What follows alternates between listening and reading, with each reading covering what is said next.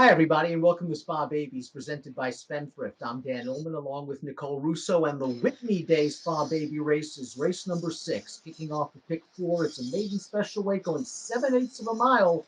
Let's take a look at this field of 2-year-olds, and as expected, Nicole, some quality pedigrees in this race, although from my first go-through, I noticed a lot of turf in these families. There really is, but we said the same thing about some of our spa baby races last weekend, and then saw some big performances on the dirt. So I think that's why you and I are not training these horses, Dan. I think that's why we're just making predictions. And one of my favorite sayings is horse sense is what keeps horses from trying to predict what people will do. If some of these horses are here, they're here for a reason. We are going a little bit longer in this race, 7 furlongs on the dirt. So perhaps that attractive for some of these turf bred looking horses as well. Trainer Todd Pletcher as the coupled entry. We'll begin with the number 1, Croupie, a half to Royal Spirit, a grade 3 stakes place turf router. Croupie is a $275,000 yearling by Curlin, and there's a lot of class on the bottom of this pedigree. The dam a half to several graded stakes winners, including Mo Tom. A lot of class in this family. I think this horse will be better suited going longer as well. I think the 7 furlongs is probably going to be about as short as he ever wants to run. But kind of an interesting note on Croupie and how he came by his name. I have to believe this horse is well meant. He's named for the late J.J. Croupie, a phenomenal pin hooker and young horse trainer who has done a lot of work for Todd Pletcher, as well as a lot of work for the co-owners of this horse, Rivoli Stable and St. Elias. Now, nobody has a crystal ball, but when you name a horse after someone who meant a lot to your operation, you're try to probably, select a nice horse to, give that moniker to. Look at horses like Frankel for Juddmonte and how well that happened to work out. McCulloch for Chad Brown's barn. You're going to try to find a special horse to give that name to. And again, like I said, while nobody has a crystal ball, I have to believe that they think highly of this horse in the barn. He's got a nice long work tab, which should benefit his fitness making his first start at 7 furlongs. Luis Saez takes the mount on Croupie. Point proven, the entry mate will be ridden by Arad Ortiz, and this is a son of the sensational gun runner and a half-brother to 20 Carat, a graded stakes winning dirt sprinter. Now, gun runner's gotten off to a sensational start. 22% winners with juvenile debut runners. This one sold for $675,000 as a yearling. The dam's a half to shared account, who, of course, was phenomenal on turf. Yeah, and shared accounts family, while it's a turf family, there's plenty of 2-year-old ability in there as well. Look at Sharing and others who have been such good 2-year-olds. This one by Gun Runner, who of course does so well with his 2-year-olds, perhaps adding some dirt ability into that family. I think there isn't going to be enough speed in this family for this horse to get the 7/8. Point proven adds a lot of flavor to this entry. Now, we always say experience counts. I think the longer they go, experience certainly counts. The number 2, Disarm, made a nice debut for Steve Asmussen down at Churchill Downs, finishing third behind Most Strike, who, of course, would come up and win the Sanford. There were a couple of other next out winners that emerged from that June 19th race at Churchill Downs. Disarm is a 3/4 brother to Total Tap, a multiple stakes place dirt router, a half to Tap Daddy, a stakes winner, and another one by Gun Run.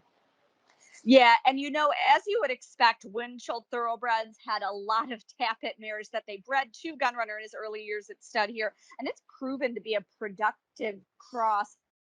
Disarm one of a couple in here coming out of that maiden one by Most Strike at Churchill Downs, which is looking like a very live race. And Steve Asmussen, we always say we love his horses second time out.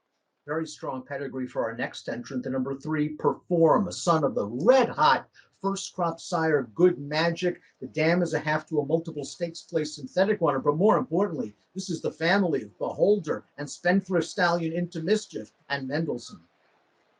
Yeah, newly minted Hall of Famer Beholder earned her first championship at age 2. Into Mischief, a grade 1 winner at age 2. Mendelssohn, winner of the Breeders' Cup Juvenile Turf at age 2. And Good Magic, a 2-year-old champion in his own right. So just, again, 7 furlongs, I think about as short as this one is going to want to go. But just precocity on both sides of the family. Ran a nice debut going 5.5 at Belmont, finishing second to an odds-on winner. And Shug McGahee's second-time starters often perform better than his debut runners. Back to a debut runner. The number 4 is Arthur's Ride. This is a son of the legendary Tapper, the $250,000 yearling, and a half victory to victory, who's a grade one stakes winner going a mile on turf as a 2-year-old. Yeah, and I see victory to victory there. Uh, can sire a good horse on turf over a graded winning turf mare. Bill Mott trains this one. The Bill Mott barn, which has a couple in this race, has come out strong with its 2-year-olds at this meet. But I think this is going to be more of a traditional type Bill Mott 2-year-old who's here to get some experience, perhaps looking at this to debut at a little bit of a distance, and who's going to be better second time out and perhaps at a different surface. Up next is a Godolphin homebred trained by Brad Cox. That's the number 5 Wadsworth by the very dependable stallion Quality Road, 14% with juvenile debut runners. The dam, a grade one stakes winner, routing on the turf, and this horse has just shown a steady stream of workouts leading to the debut. Yeah, and I think you might get a little bit of value on this one coming from the Godolphin and Cox barn. On its surface, you see Quality Road, who is a multi-purpose sire, over Dickinson, who was a grade one winner on the turf. But Dickinson is out of Little Bell, who won the Ashland on the dirt at Keeneland. And there are a number of good turf performers, or I'm sorry, dirt performers, including some sprinters in this pedigree. Illman trains the 4 Arthur's Ride. He also has the 6 Rocket Can by Spendthrift Super Stallion into Mischief. This is a $245,000 yearling buyback out of a half-sister to Tis Midnight, a graded stakes winner going long, and the second dam, Tough Tis Assist, is a very strong, longer distance grade one winner. Yeah, and just purely on pedigree, I do prefer this one of the Mott horses in this particular spot. A lot of stamina on the bottom side of the page, but as we always talk about, Into Mischief really came to prominence as a good sire of 2-year-olds before climbing the general sire ranks. He's always going to be considered dangerous in these spots. Mr. Lucas wheels back to number 7, Western Ghent, on only 2 weeks' notice and adds blinkers to the son of American Pharaoh, an $80,000 yearling. There's a lot of speed on the bottom of this pedigree. He just has to improve off his last race, where he really didn't fire, maybe compromised slightly by a wide trip. Perhaps. And, these horses are young. They're still figuring out the racing game. You do have to give them a little bit of a mulligan sometimes. American Pharaoh, so good with his 2-year-olds. I actually really liked this horse in our Spa Babies race last time he appeared, coming out of that same maiden as Mo Strike and some others. But, showed little last time out. That being said, if there's something to like about this horse, it's that he's got those 2 starts and a good fitness foundation to go this 7 furlongs against some of these first-time starters.